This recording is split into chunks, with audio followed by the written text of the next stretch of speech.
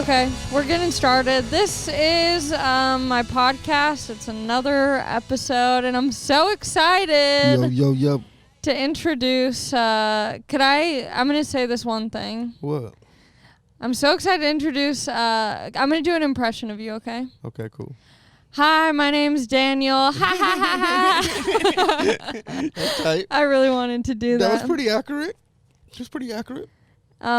This is Danny Brown. Yo, what's up? If you don't know him, you're not living a full life. I wouldn't say that. You're living a decent life, but it could be expanded. You know, I'm still underground fairly. Do you like that? I guess so. Yeah. Do you think you're low-key or like underground? Yeah, no. You know what I mean? Yeah. I feel like because it's tricky. It's like, damn, you know, I've done a lot of cool shit, so I can't say, you know, and there's a lot of underground people that don't do cool shit like that, so you can't really. I think you're in a cool spot where, like, if I told my dad I'm having Danny Brown on the podcast, he'd be like, is that a poet? You know, whatever. Mm-hmm. But all my friends from high school are like, oh shit. I saw you at Kill Tony when I was out here, and I was so excited because we've been internet friends for a little bit of time. Mm-hmm. But I've never met you in person until you were at Kill Tony, and it was so cool because I was like, hey, have you ever performed at the observatory in Santa Ana? I remember that.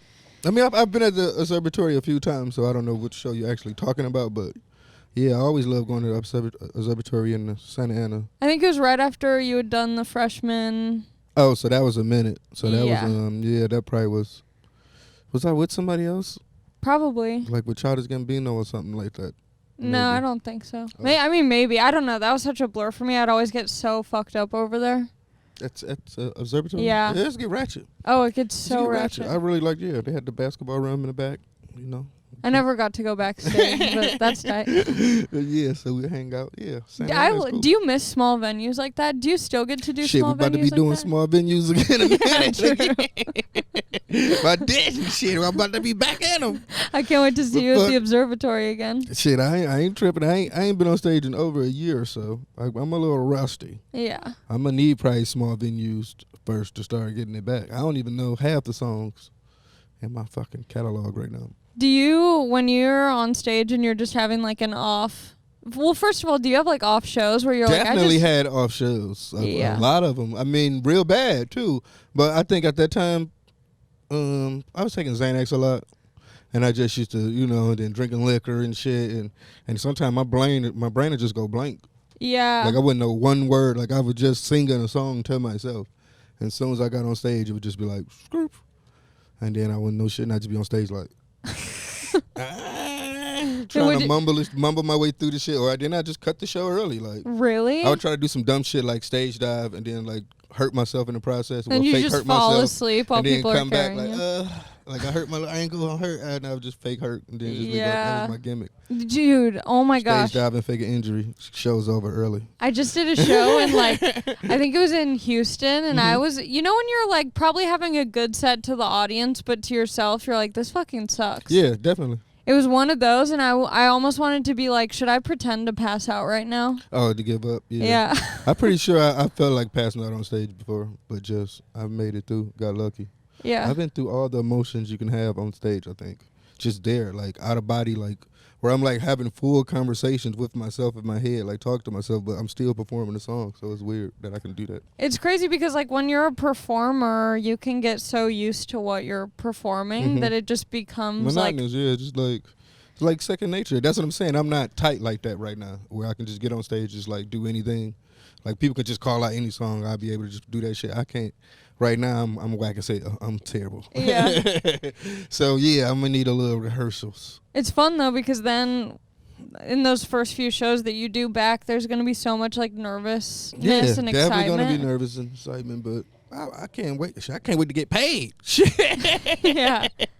Fuck everything else. How are you?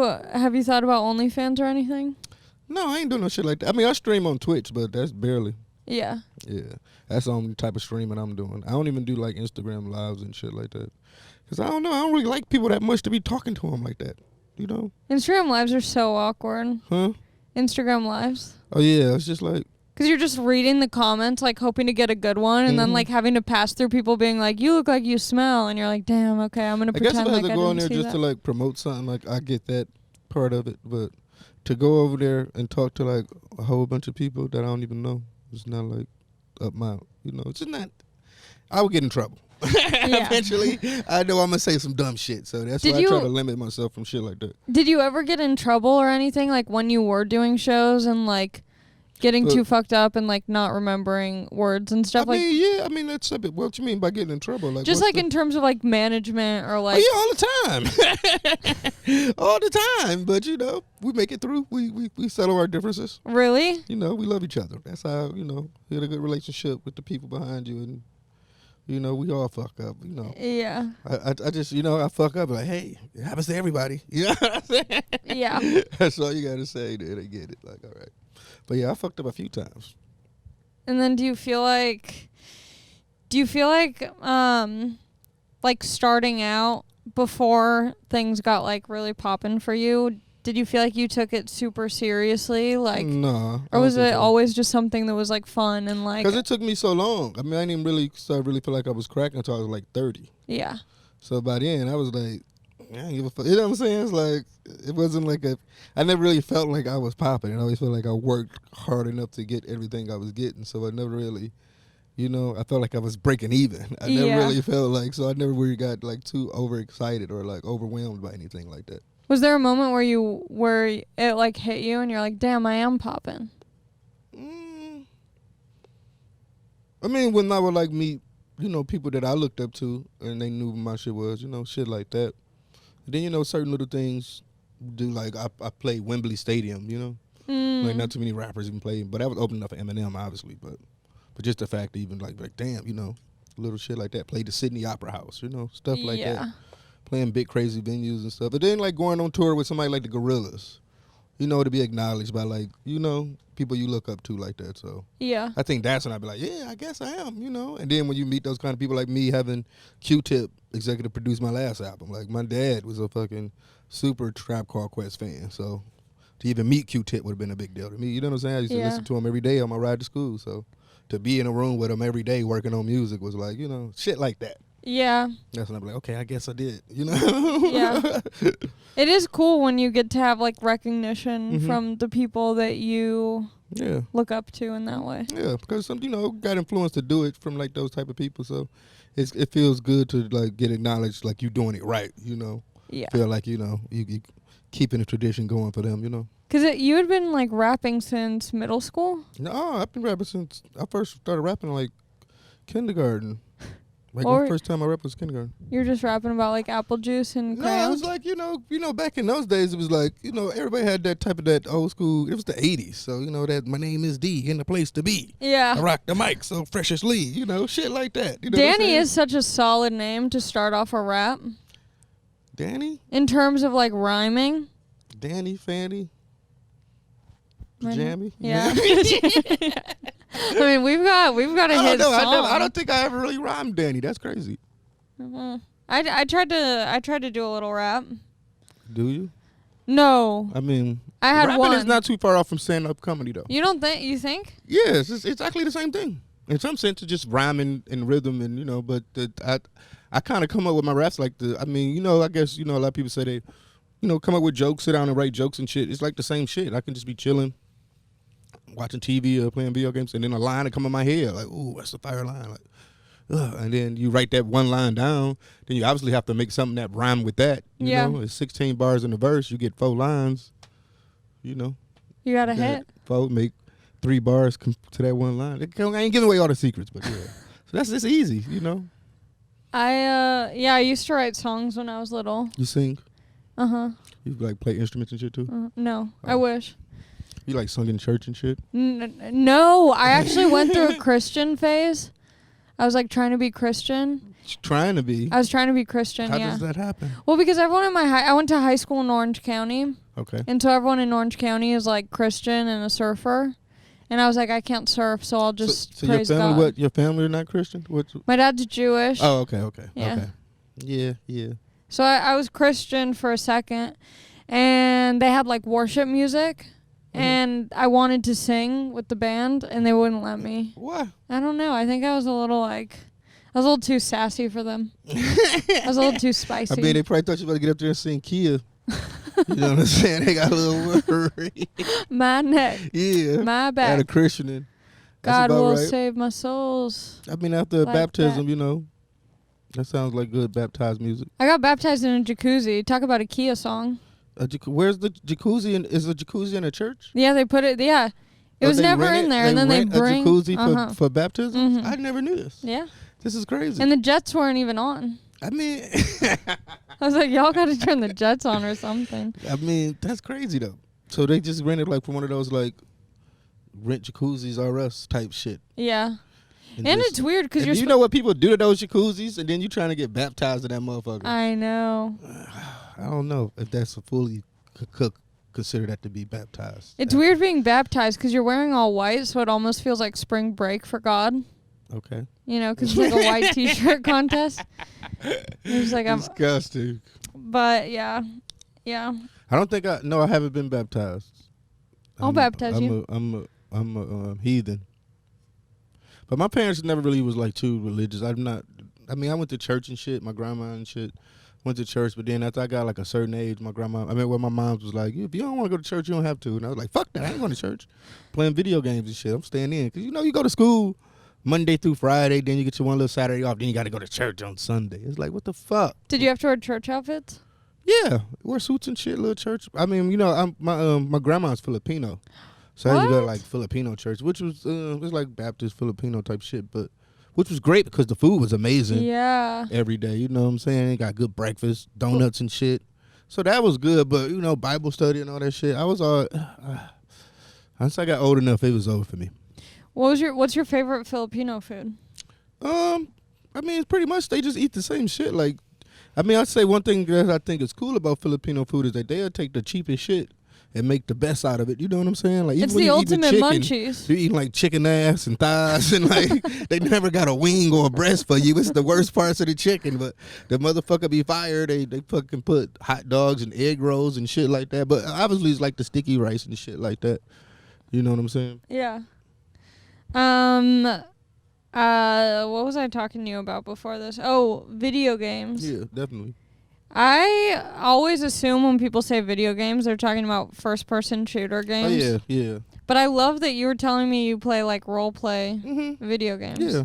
I didn't even know that sounds existed. Kinky when you say it like that, like role-playing games. Like, well, when you told me, I said, what is it, like naughty nurses? And shit, they'd be like, play this game right here. Like, I bet this game will make you come. Yeah, it's like one of those. It's not one of those. I'm not talking about that. It's like like Personas, like anime-based games and shit like that. I have, gotten to some kinky ones, though. Like, I guess Doki Doki Literature Club is as far as I probably went and something like that. But for the most part, I play them, and then I get super deep into them. I barely finish them all before I just get, bored with it and then just go on YouTube and find out the ending. You know what I'm saying? Yeah. Have you ever done VR porn? I've tried it before, but I always thought that's the worst thing. Who want to get caught jacking off with something on their face? You know what I'm saying? I got to be on the lookout. You know what I'm saying? Yeah. You just can't be just I ain't that comfortable. And I was in the house by myself when I did it, and I still was scared. Like, hold up, man. I can't be doing this, man. It was cool to try it, but that ain't nothing I'm into. I got to have all my senses on alert. You know what I'm saying? I used to take naps in my car, but I would never be able to fall asleep because I always thought as soon as I close my eyes, I'm going to get fingered or something. I don't know how, but I would just be like, someone's going to finger me. That's the worst sleep ever, too. That's like jail sleep. I know what you're talking about. Yeah. You were in jail, right? I did 8 months. Oh, okay. In the county jail. It was terrible, though. What? I'm sorry if you've been asked this so many times. What did you go to jail for? I was selling drugs, obviously, but, it's whatever. 8 months. Does it go I mean, I really went to jail because, I got, I was catching a lot of cases. Well, not a lot of cases, but I would get a lot of loitering tickets. And I would never go back to court. So then when I finally got caught on my big drug charge that I got, I mean, they gave me because it was my first offense, they gave me probation. But I never even reported to the probation. I just went instantly. As soon as I got out of jail, I went right back to selling drugs again. So once they caught my ass, they already knew I was going to run. So they gave me 8 months. It was tight. I mean, you meet some of the funniest motherfuckers in the world in jail. Do you still talk to anyone from there? Fuck no. So it's like we said that motherfucker like the best friends. But as soon as I smell real fresh air, I was like, "See you later, suckers, you losers." I see him on the street today, act like I don't know him. Like, what you talking about? I don't remember, dog. Fuck that.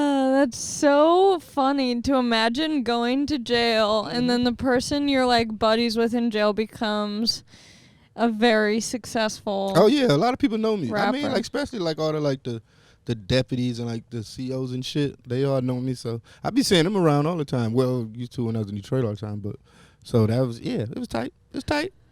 I mean, it shows that the percent of, because they always say, motherfucker, go to jail, you gonna come back.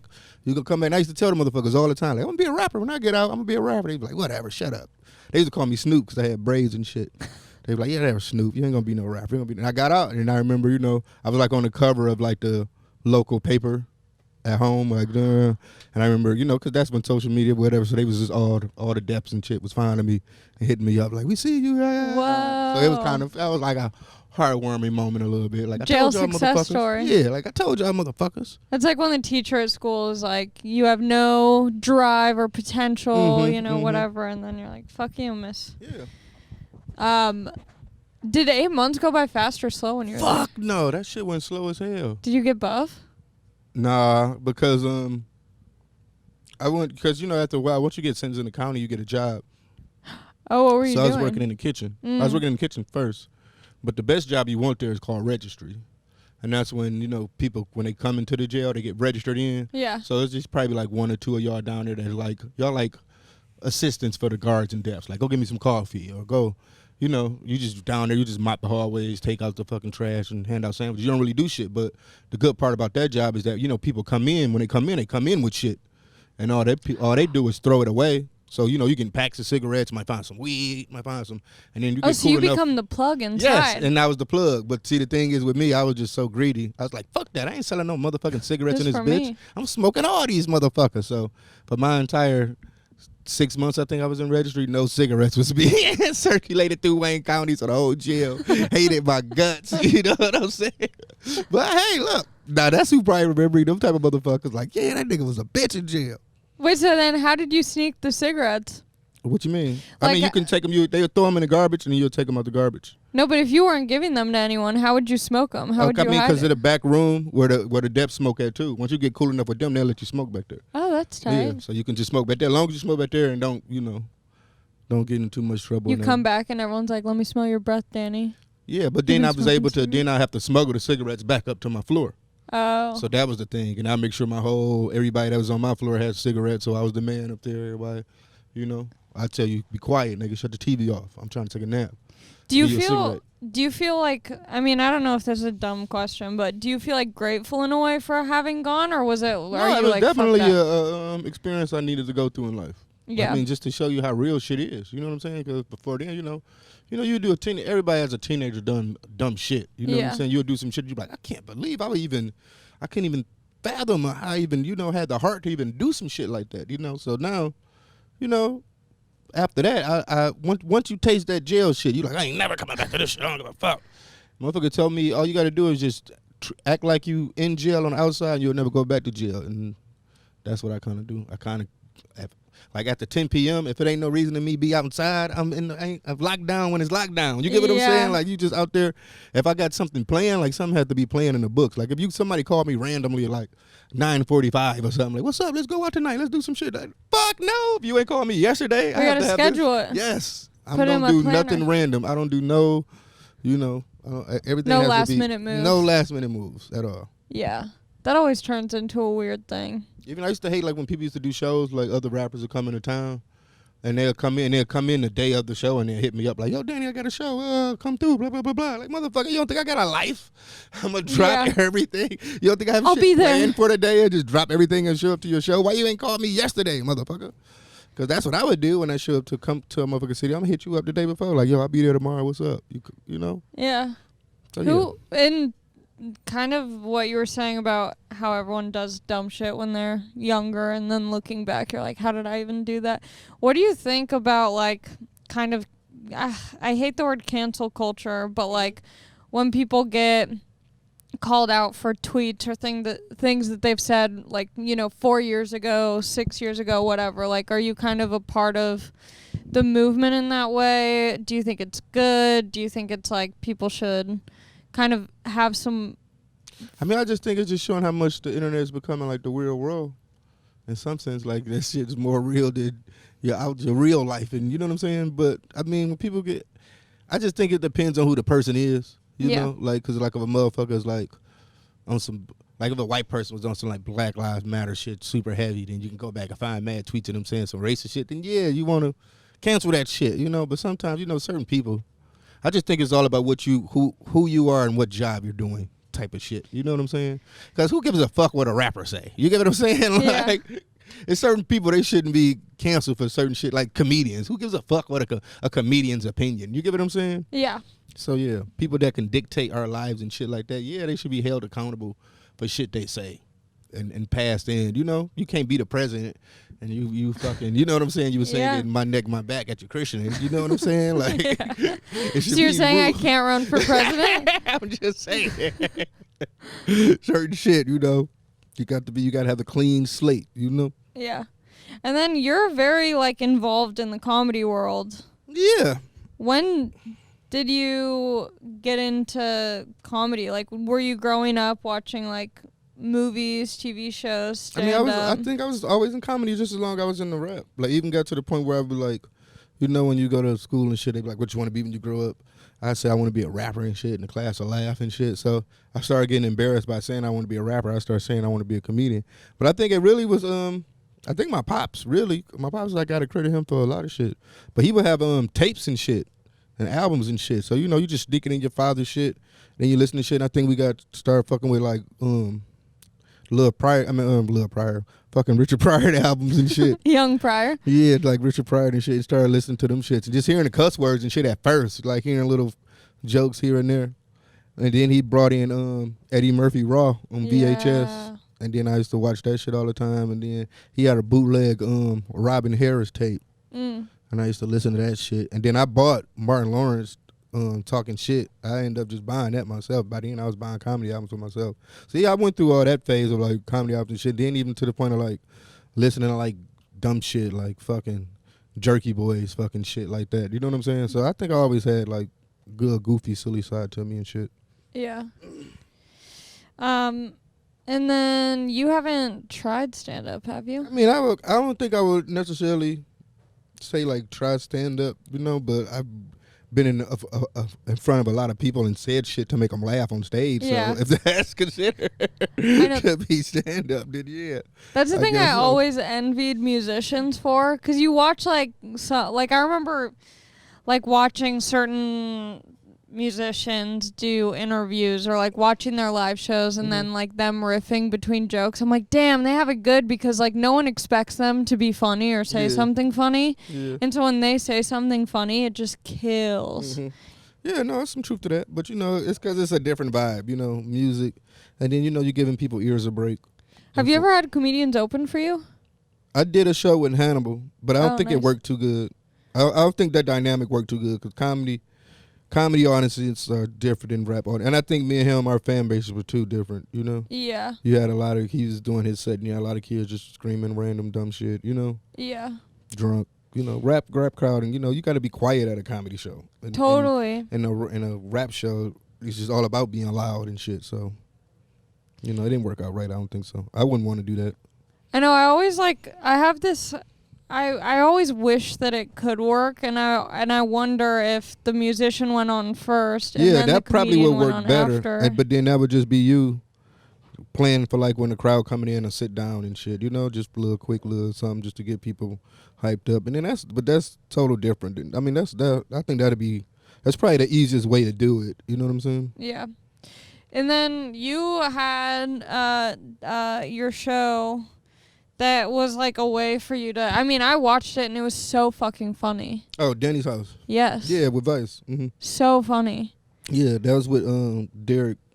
He just pretty much came up with the idea for the show. I mean, the word was out that I wanted to do something, and you know, Vice was always just you know, just interested in anything that I wanted to do, and it was like, you ever want to do a show? You ever get some ideas for a show? you know, we were down, you know, to work, and then Derek came up with the idea. I was like, yo, shit, let's try it. It was great. I had a great time. Do you think you're gonna do it again? I mean, Corona had fucked it up. Yeah. So. But after Corona, maybe? I don't know. Yeah. I don't know. It's up to Vice at this point. My favorite, if anyone hasn't seen it, just YouTube you and ASAP Rocky. Mm-hmm. YouTube Danny ASAP Rocky smash or pass. Yeah, me and him, we always have a good little powwow every time we get together. That's the homie. It's so funny. Mm-hmm. Who are the people that you kind of like started out with, or the people who were like coming up at the same time as you, who you were like, oh, I really fuck with these people? Oh yeah, it was just like Rocky and ASAP and like TDE, those guys. Just pretty much them, really. I mean, there's a lot of other people, but I think that was like, you know, still around. I think I probably had a direct relationship with. It was like Rocky and Schoolboy Q, like one of my closest friends back then. Do you feel like anyone, when you were like getting a lot of like, I don't know, notoriety, do you feel like the people who you were with back in Detroit were kind of like bitter or jealous or anything? Like, is there a weird thing in the rap community? No, because like I say, I didn't get on until I was 30. So, I mean, got to think. A motherfucker ain't 20s, and they got 28 years old. Like, I'm going to make them tell him still. They're like, you still trying this rap shit. So, motherfuckers were just so happy to see me do anything with it. Like, about time, motherfucker. So, no, motherfuckers didn't feel the type of way. They just was like, man, you know, it was like, yeah, see, it does really. I think it probably inspired people more than anything to see a motherfucker that persistent. Like, it really did pan out for him because he didn't stop, you know? Yeah. So, yeah, so I think they probably felt more encouraged than anything. Because I think that's something in stand-up that a lot of people, and probably in rap, but like people who start out or have been doing it for a certain amount of time, they're like, I just don't, like, nothing's happening, whatever. And it's like, you never know what's going to happen. I mean, I just, at the end of the day, I got to the point where I was like, I ain't got nothing else better to do. So it's like, I don't know what else to do at this point. So I mean, then, and it's like, you know, you get those little certain moments, like I said, you'll get those little certain moments that be like, I mean, I lived with Tony Yayo for like a year. Really? So that was just like, you know, that was crazy.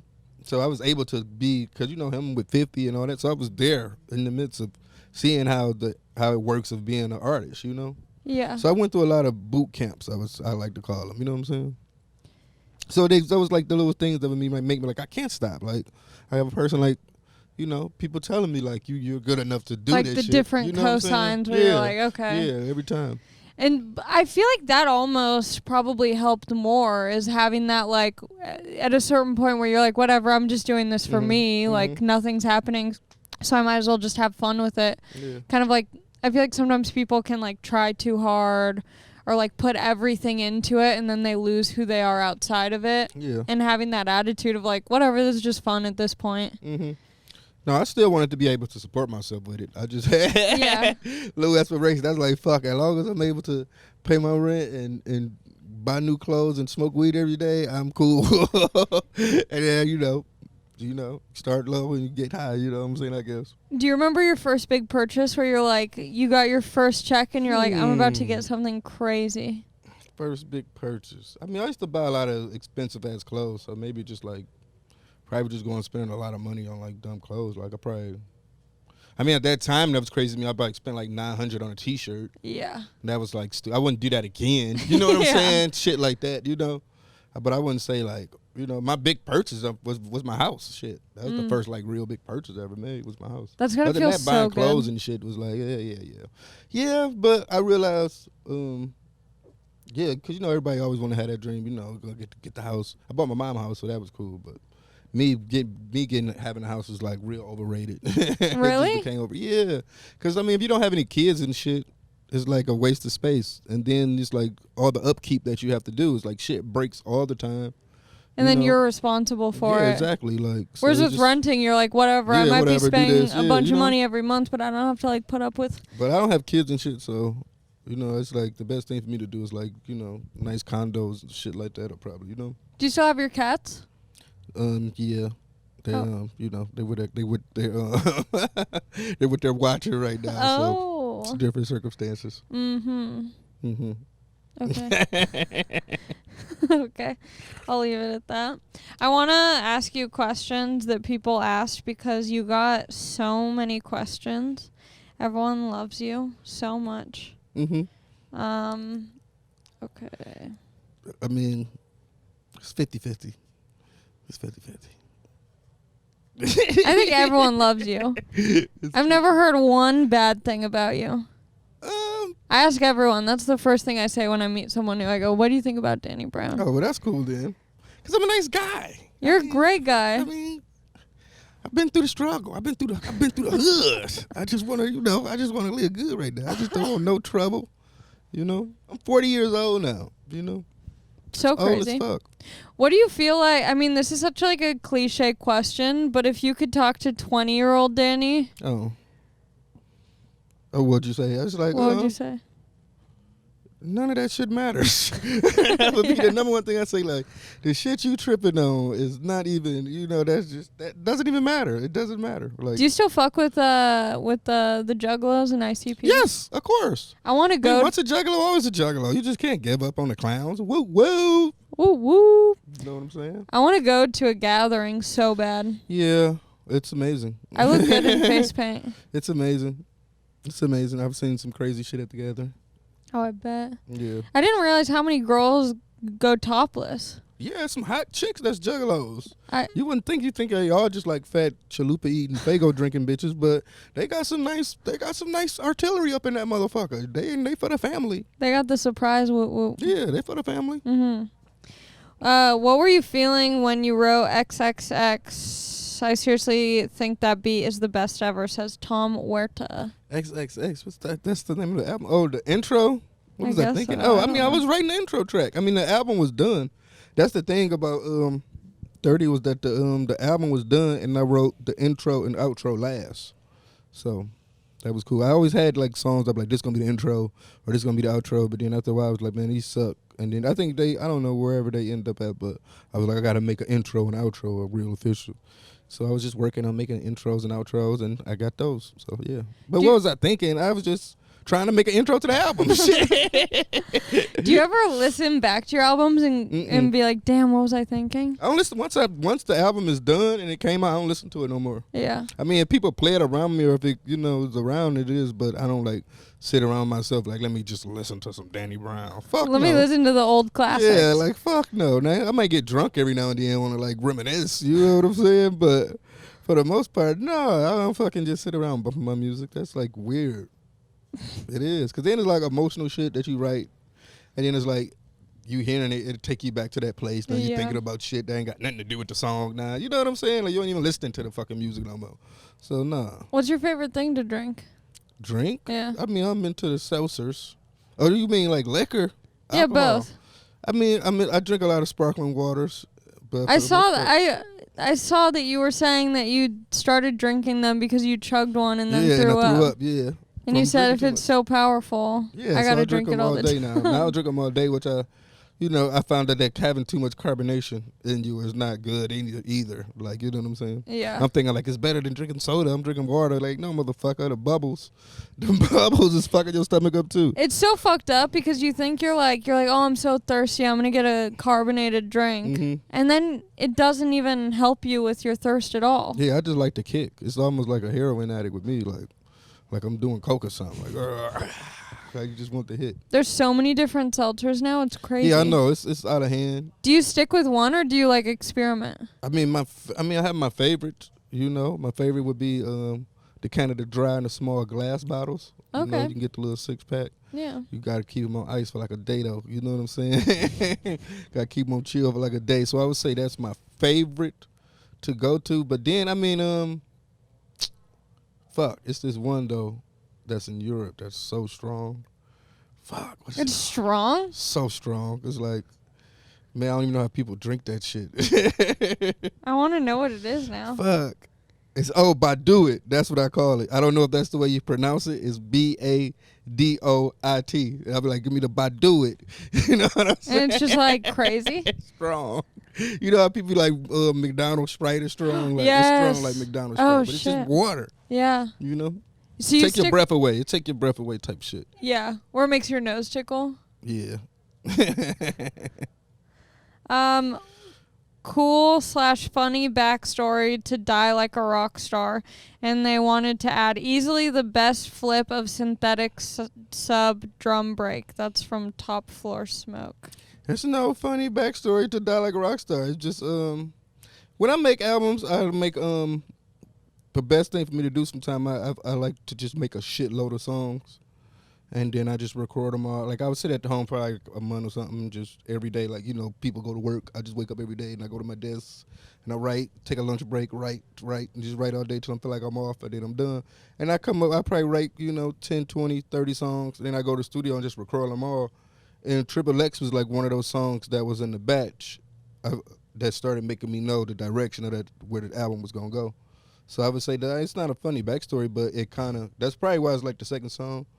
But because it kind of like I started knowing, because I would just record shit. I don't know what the fuck I'm going to do. And then once I get like a few good songs that sound good together, start to get some cohesion to it, I'll be like, all right, I know what I'm going to do. And then, it's almost like Tetris though, I love Tetris. They just keep, shit piling each other, then shit disappear. Yeah. Shit piling each other, then it disappear, You've done shows with punk bands or hardcore bands, yeah? I was on tour with Trash Talk. Shout out to my boys. Shout out to Lee. And fucking Garrett.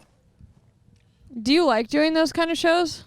I feel like it'd be like a fun, chaotic energy.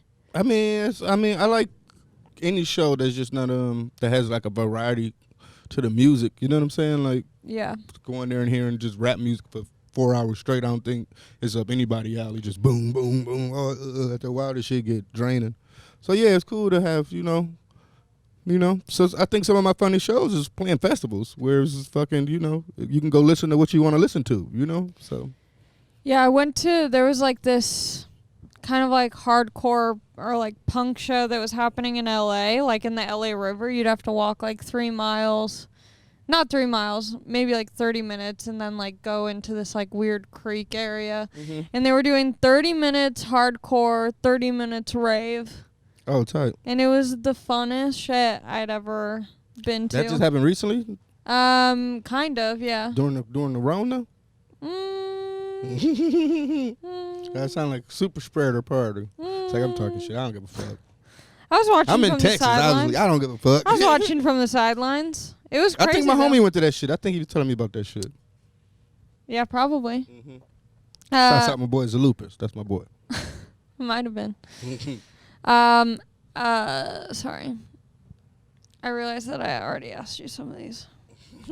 What's your current relationship with the drug Molly, says Nore Bang Champion. My current relationship with it is, it's the same relationship I always had with it. It's not like a relationship is like something you do every day. Like, we really fuck with each other like that. Like, this is like, no, it ain't like that.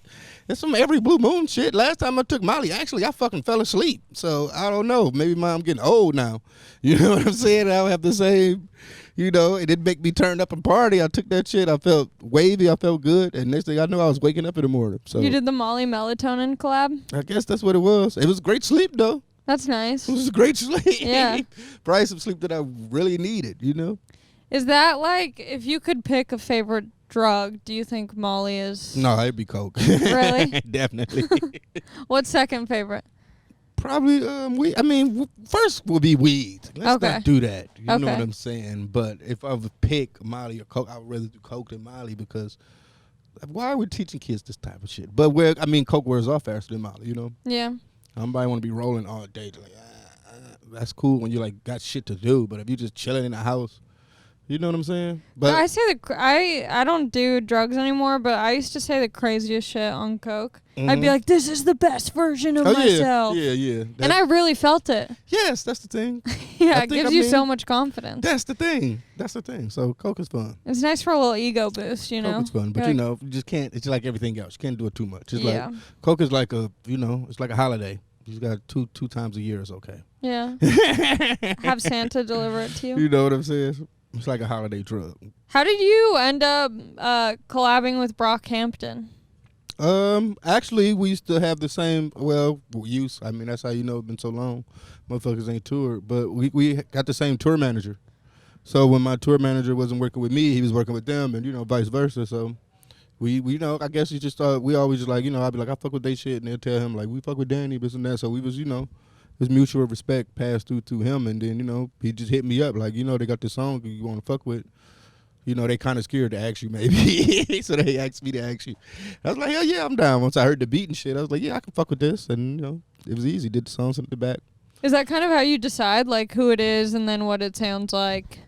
I mean, what it sounds like the most is the most important, because I felt like earlier in my career where I would like do songs with people based on who they were, and then they send you the song and it probably wasn't the best song, you know what I'm saying, but you still do it just based on, and I see that's clout chasing, you gotta like the song to do the song, you know what I'm saying. So now I stick with that because it wasn't some of my best work when I done that, you know what I'm saying. So now I know if I don't like the shit, I'm not gonna do the shit now, Yeah. How do you feel your style's changed during your career? I want to dress like you. Dress like me, I don't know. Now I just put on anything. I don't care no more. I mean, I think for the most part, I loved your early style too. Yeah, but that's just like I was super into like well, I think a lot too earlier, like when my teeth was all fucked up and shit. Mm-hmm. It's like overcompensating for that. Do you know what I'm saying? So I would like try to just wear the best shit. Now I got some good, nice teeth, so I'm gonna try that hard no more. Do you like your teeth? I mean, I like to be normal now. You know what I'm saying? Yeah, so because it could be sometimes my teeth was fucked up, and people don't know, and then you could be like somebody say something to you, then you say something to them, you can see their whole reaction change. Like, damn, I ain't see that coming. That's like the worst shit with girls. Like, try to talk to a girl or something, or a girl be like, "What's up? How you doing?" So you say something back, she be like, "Oh shit, my bad." That happened to be a lot, so I was like, "Fuck." That's so funny. I always say I want to be successful enough to get veneers. But I really got my head. It was really a health thing, though. Yeah. Like they was telling me, like my teeth was fucked up, and I was wearing grills and shit, and I was just making my teeth getting more and more fucked up. And they was like, "Man, the rate you going, you're gonna be on like dentures in the next 5 to 10 years if you don't do nothing about it." And that's the last thing I want to do is have dentures, because I remember my grandma used to have dentures, and they used to be on the sink in the stove. I mean, motherfucking sink in the bathroom, and you go in that motherfucker, it's just. Dentures stink. I don't think there's no way you cannot make dentures stink. Yeah. Like they have a distinct smell, so I don't want the stinky denture breath, man. That makes sense. What's your favorite thing about Michigan? Says El Jefe. Favorite thing about Michigan is just I just growing up with the winters and shit, and just being able to adapt to like not being able to go outside for like 4 to 5 months every year. You know what I'm saying? It does something to you. I don't think I would be that good of a rapper if I lived in LA and I had sunshine and shit all the time. So I enjoyed being able to be stuck in with snow days and have to entertain yourself with, and you know what I'm saying, stuck in the house. You got to figure it out. So I don't think I'd be that good of a rapper or as into music as I am if it wasn't for me growing up. Like, I'd have been outside all the time if I lived in fucking L.A., Yeah, it's interesting because I used to work at this chicken wings place in L.A. Have you ever been to Love Baked Wings? Okay. It's this, like, chicken wing spot on Melrose. And, like, Melrose is a busy street, and I would work there, and it'd always be, like, crazy. There's always people walking by. It was, like, a busy spot, and there would always be these, like, aspiring rappers who'd come in. Mm-hmm. And the interesting thing about rap, I feel like, is that you kind of have to rap about stuff that you don't have yet, but you're like, it's almost like a vision board. You're like rapping about cars, girls, and you don't have any of those, Yeah. But there's this interesting thing that I saw on Melrose. It's like these aspiring rappers who, I don't know, something about it fell off, where it was like they were doing it for the wrong reasons. I mean, now everybody does it for the wrong reason. It was all like Instagram. Yeah, they just doing it for that now. Because back in my day, I don't want to sound like that, but motherfuckers didn't rap. Rap wasn't like a thing, Because it was almost like if you wasn't good at it, it was like people gonna really clown you. You know what I'm saying? Now it's almost like everybody do it, so it's like it's cool to be bad at it, and no one's gonna like. Like, all right, I don't know. So many bad people have made it. I don't know. You might make it one day, It's almost like how growing up everybody played basketball, and played sports. Everybody rap now, That don't mean everybody going to go pro, but everybody raps. So it wasn't like that. That's all I'm saying. Yeah. It's getting crazy with the girls. Not every girl rap now, which is like, what the fuck is going on? I'm a rapper. I bet. Were you saying that you're touring with Ash Nico? Yeah, I took Ash Nico. She toured me on my last tour. That's so fun. Mm-hmm. I love her online presence. Oh yeah, that's the homie. I just got up on her music and was like, fuck. At the time, it was like she wasn't as big as she is now, and I was like, damn, why people not up on her? Like I feel like she would be fucking huge. So, I had the opportunity to reach out to her and have her open up on tour. So I was like, fuck it, she about to be a pop star. Let me get her up in the mix. Yeah. So and it was good to go on tour with a girl, shit like that too. I never did that, so that was cool. Yeah. Do you feel like how do people, since everyone's like rapping now or whatever, I feel like everyone's like doing stand up now and stuff, and it's almost easier to be seen because of social media and like whatever. What do you think, like, what's the advice you would give to like stand out or like be taken seriously? I think that's the part. You can't get to Z without going through A. You know what I'm saying? Like motherfuckers so worried about being seen and doing all that shit. Like worry about the craft first. Like perfect it. Like get as good as you possibly can before you start putting yourself out there. Like, you got a lot of people like they make their first song and then they put it on the internet. Like said I just started rapping. Here's my first. Like you gotta have a lot of you gotta put the 10,000 hours in before you start sharing shit with other people. You know what I'm saying? Yeah. The best advice I ever got was don't put any of your stand up out in the first year. Yeah. I can see that. Like, all that shit is a grind. That shit, you got to perfect this shit first, man. Like, that's what I would say. And then you'll find out if you really want to do this shit and as far as, like, trying to get better at it, you'll find out if you really want to do it. Because then you'll start to fall in love with this shit. And then it wouldn't be about even none of that shit. It'd be all about, I just want to be better, Yeah.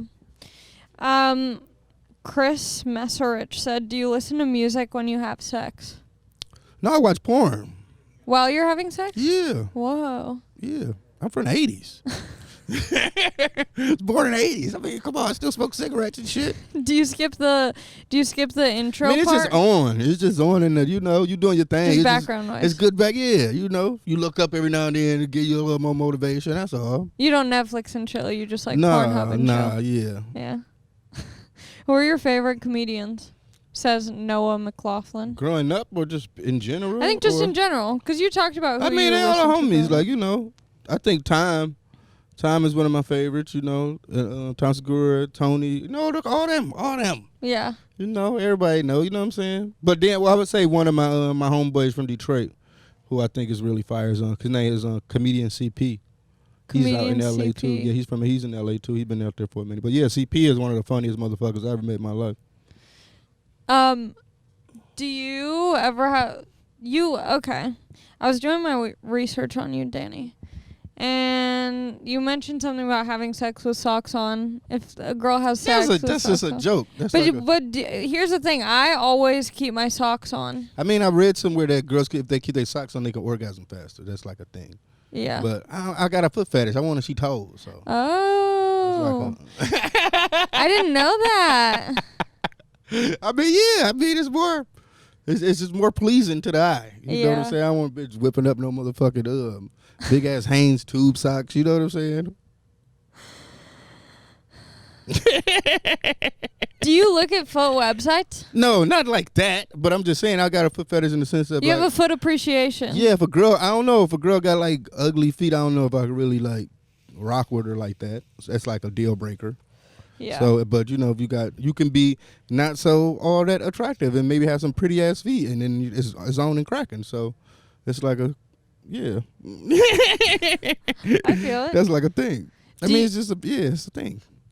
Do you feel like when you're performing, like are there ever nights where you're like, fuck, I'm tired, or like? Definitely, hell yeah. How do you get out of that? On tour, you do more drugs. I mean, which is the truth. It's this never-ending cycle, and you drink, and you just drink, and you get yourself motivated to do this shit again. That's all it is. The only way, that's why touring kind of sucks. It turns everybody into alcoholics, kind of. But yeah, you just get drunk again, and hopefully you have an off day coming up soon. What's your favorite hangover meal? Hangover meal, it's just disgusting fast food. Whatever I can get my hands on. That's when I feel like I have the excuse. That's when I really like drink soda and shit. I want to drink Coca-Colas and shit when I'm hungover. Yeah. So yeah, hungover sucks. Being hungover sucks. Do you like Diet Coke? No. Regular Coke? Yeah. Why are you going? I don't know. I like Diet Coke. I mean, yeah, but I mean, if you're gonna do it, just do it. You know what I'm saying? I like the flavor though. I mean, I feel you. I grew up in a Diet Coke I mean, I can house. see that. don't get me wrong, Diet Coke still works, but it's not my, and sometimes it can be better than a real Coke because sometimes it tastes a little too sugary and it get that, you get it all stuck in your throat a little bit, like, So I've been there. That's why, like, I've been drinking, like, sparkling water a lot. So, like, if I do drink a Coke, I'll be like, it's too sweet. It just tastes too sugary now. But I'd like the Europe, when you're in Europe, they don't have high fructose corn syrup in their sodas. So that's what make me go like, yeah, I'm over here. I can drink sodas. Nah, it's sugar cane and shit in this, It's fancy. Yeah. Do you like British rappers? Yeah, of course. I love grime music is like a huge influence on me. Dizzy Rascal and The Streets are like two of my biggest influences on my music. It's so fun. Yeah. I love the style of it. I was up on it in like 2002, 2003 since then. So I don't listen to it as much now. I like some of the drill stuff. Yeah. But I wouldn't say I listen to it as much now. There's one song, I don't know who it's by, but it's the song is called Lewisham McDee's, and it's all about a McDonald's that's in this place called Lewisham. Oh, that sounds great. And all they say is like, come to me, Lewisham McDee's. That's crazy. And it's about some beef, and it's like if you pull up to Lewisham McDee's, you're going to get like popped. Oh, wow. Yeah. That's intense. I know, I love it. Yeah, I think everybody got a gangster McDonald's. We got one in Detroit. It's called the Murder Mac. No way. Joy Road. Yeah, you don't go to the Murder Mac. I feel like all McDonald's are the Murder Macs. Yeah, I ate McDonald's not too long ago just on some craving shit. Like, I just really wanted some chicken nuggets one day. Like, I want some fucking chicken nuggets. How many did you order? I'm grown. I got a 20-piece. Yeah, hell but yeah. it was disgusting. And what dipping sauces? I'm a sweet and sour kind of guy, but it was disgusting. It was like, it doesn't nasty. Hit the same. Yeah, it doesn't. I mean, I hate to keep bringing up Europe, but it hits when you're in Europe because everything's, I don't want to say it sucks out there, but we got different seasonings, For sure. They season they shit different than us. I remember one time I got a burger somewhere, they had sunflower seeds in that motherfucker. I was pissed. You know what I'm saying? Just imagine big ass sunflower seeds inside the patty of your burger. Like, that's some overseas shit. You know what I'm saying? Yeah. So, so McDonald's, you gotta live off that shit over there, Danny, I love you. I love you too. You're my favorite. Tight. I mean, it's just crazy the way that life happens. Like seeing you at the observatory before I even started stand up and whatever, just getting ratchet with my friend there and whatever, just seeing you and you being at not the beginning of your career, but just this beginning of another level of your career. It was the beginning. I would consider that to be the beginning. It's just crazy. This is very cool for me. It's like a full circle for you now. Yeah, it's really special. In Austin, Texas, you know what I'm saying? This place is tight. Are you liking it here? I mean, I think I got to just figure it out because if I don't, I'm going to be fucking 400 pounds before I know it. You know what I'm saying? Yeah. I can't stop eating queso and shit. I just keep going crazy. I just keep going crazy. And, oh, man, I had some lemon pepper wings earlier today. They were so fucking good. Where did you go? I think it's called Pluckers. Oh, okay. God damn, man. You know where you got to go? Where? Tommy Want Wingy. Tommy Want Wingy? What's that? I don't know. Tommy Want Wing, that's what it's called? Yeah, they do it. It's called French cut wings. And so they cut the bottom of the wing and it's almost like a drumstick. It's almost like a cake pop. Oh, okay. So the bone is out, and so you a lamb chop, like the lollipop lamb chop. Yeah. And it's so good. I'm trying everything. That's why I say anybody that live in Austin, Texas and eat healthy has got to be a serial killer or ready to kill somebody by now. Just the smells and shit. I can't even get over it. And then you go crazy with the seasonings, man. That's the thing, though. They really got a heavy hand with the shakers around this motherfucker, man, I see. Yeah. They got a heavy hand with everything over here. Yeah, I love it, though. I love it. Thanks for coming on my podcast. Thank you for having me. Yay! Oh, do you wanna plug anything? Not really. I mean, yeah, follow me on Twitch or whatever the fuck. Everything X Danny X Brown X. Just finished the album. Quaranta. It'll be I don't know, still doing sample clearances and mixing and shit, so who knows? That's crazy. I never thought about that. What? Sample clearances. Oh, yeah, that sucks. So you record it with the sample already in it, and then you try and get clearance after? Yeah, I spent the most on my album Atrocity exhibition. I spent down there all my budget on it. It was $70,000 just in samples alone. Whoa! So, yeah, I made no money off that album. Whoa! Buy Danny's album. That loved it. Thank you to anybody that loved it. Okay, that's it. All right, bye guys. Bye.